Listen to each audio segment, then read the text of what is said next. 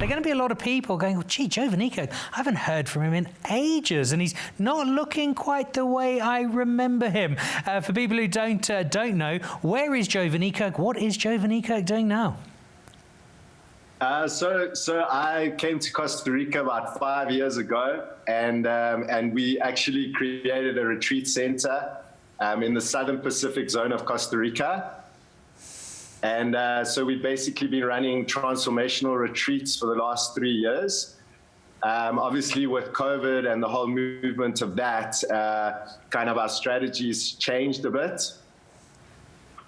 But I'm also involved in a creation of an application, which we're going to be sharing very soon, Ancestral Lifestyle. That's basically what I've been showing the people out there, and how we can merge our ancestral lifestyle with modern times.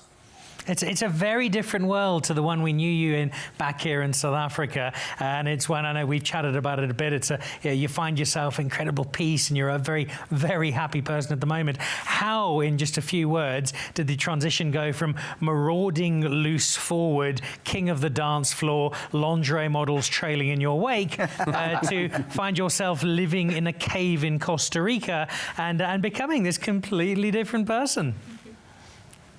I think towards the end of my rugby career, I arrived at a point where I'd reached a level where it was done for me. You know, I wasn't in the mix anymore, so that changed a lot. My ego got a hit, and then I was kind of searching for answers. You know, how can I transcend this? Because the feeling of not being in the mix anymore was obviously a hard pill to swallow. You know.